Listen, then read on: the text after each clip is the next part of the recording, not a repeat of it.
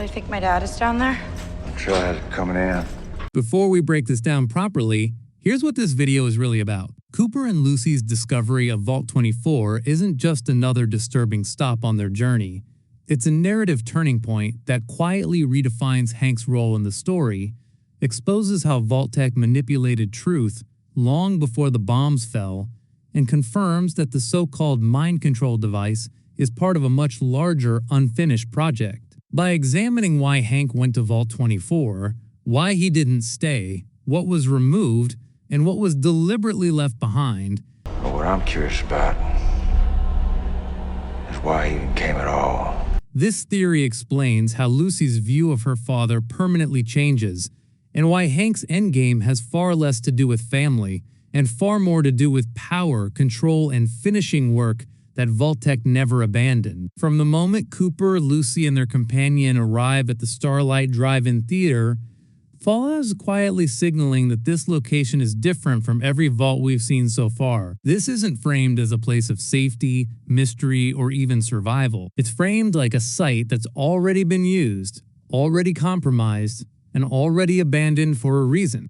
Lucy, noticing the footprints from Hank's power armor, immediately confirms something important.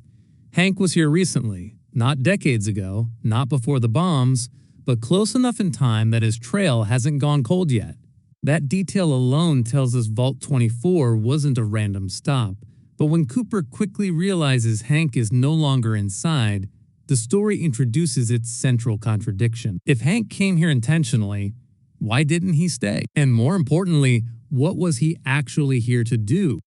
As Lucy and Cooper move deeper into Vault-24, the answer begins to take shape in the basement, where they discover rows of dead civilians hooked into machines that are disturbingly similar to the device previously tested on the streets by the mysterious stranger earlier in the season. This is where Fallout deliberately contrasts Lucy's upbringing with the reality in front of her. Lucy's first instinct is to interpret what she's seeing through the lens Vault-Tec drilled into her, that this vault must have been designed to turn Americans into communists. On the surface, that sounds naive, but it's actually one of the most important lines in the episode, because it reveals how deeply ideological fear was embedded into vault education. Lucy isn't being foolish, she's being honest about what she was taught to believe. However, the propaganda-style documentary playing inside Vault-24 complicates that assumption almost immediately. Instead of framing communism as an external threat to be purged, the footage suggests something far more insidious. The people in charge weren't simply identifying enemies, they were manufacturing them. Ordinary civilians appear to have been manipulated, controlled, and pushed into extreme behavior, not because they believed in any ideology, but because someone needed them to look like anarchists. Not necessarily to start a war, but to shape the story of who would be blamed for it later. Vault-24 begins to look less like a re-education facility and more like a narrative laboratory. Nobody in Vault-Tec knows I'm here. A place designed to test whether public perception itself could be engineered. This distinction matters, because Fallout never explicitly tells us that Vault-24 existed to justify the Great War itself. What it strongly implies is something subtler and arguably more dangerous, that Vault-Tec and its partners were experimenting with how truth could be rewritten, redirected, and weaponized. If history could be shaped after the fact, responsibility could be reassigned, and moral authority could be reclaimed by those who actually caused the destruction. Vault-24 doesn't need to be the cause of the war to be one of its most important tools.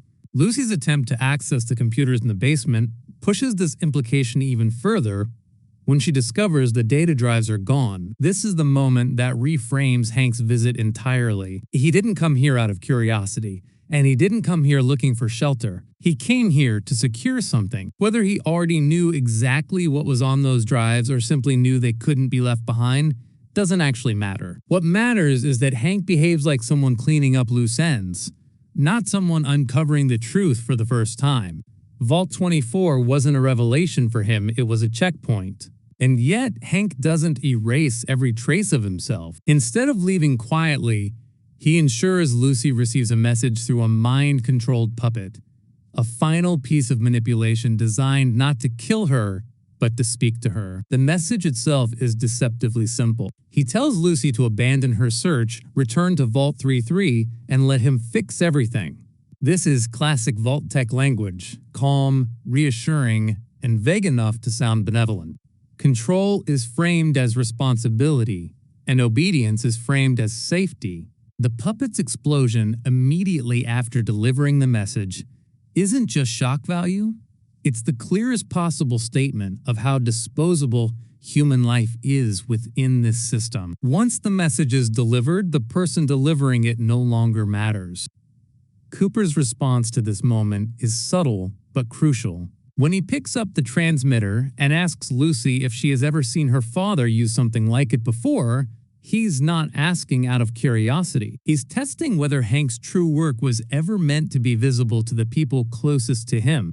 Lucy's answer, that she hasn't, confirms that Hank compartmentalized his life completely. He could be a loving father and a systems-level manipulator at the same time, as long as those worlds never touched. But now they have. Lucy's reaction marks one of the most important character shifts in the season. She doesn't hesitate, she doesn't rationalize, and she doesn't cling to denial. She says plainly that she won't do what Hank wants. The veil has lifted. She understands that her father doesn't stop hurting people, and that his version of fixing everything always involves someone else paying the price. This isn't rebellion for rebellion's sake. It's Lucy recognizing that the values she was raised with were designed to serve a system, not people. The episode's final act widens the scope dramatically by cutting to Hank's arrival at the Vault-Tec headquarters in Las Vegas. The significance of this scene can't be overstated. The building still functions. Power, systems, infrastructure, all intact. Vault-Tec didn't collapse with the old world,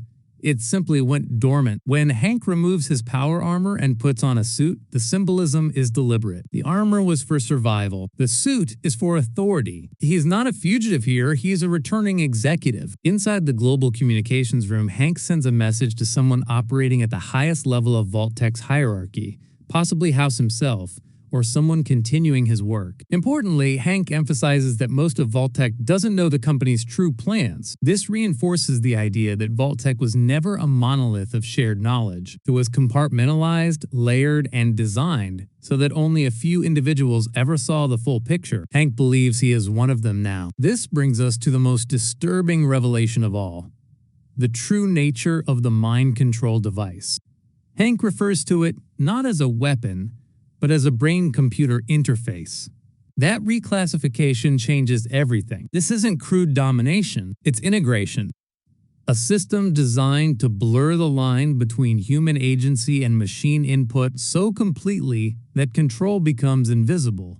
The fact that the device has already been miniaturized to the point where it can be injected into a person's body suggests Vault-Tec wasn't planning for short-term experiments, but long-term governance. Hank admits the system isn't perfect. The interface is unstable. Subjects often fail catastrophically. But the way he talks about this failure is telling. It's not a moral concern, it's a technical one. He believes he can fix it, and fixing it would earn him promotion and influence within Vault-Tec's recolonization efforts. That word, recolonization, is key. Vault-Tec never intended to simply survive the apocalypse. It intended to manage what came after it.